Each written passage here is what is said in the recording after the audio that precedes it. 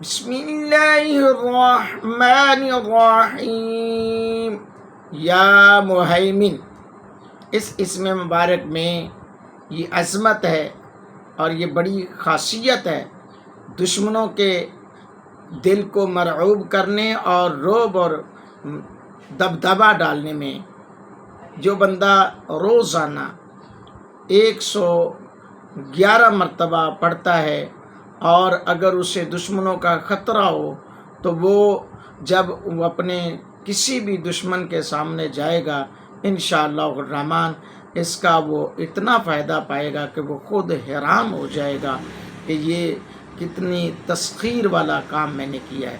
111 مرتبہ صبح سویرے جو پڑھ کر اپنے چہرے پر مل لے گا انشاءاللہ الرحمن اس اسم پاک کے فوائد سے وہ خود بخود اس کو اندازہ ہو جائے گا۔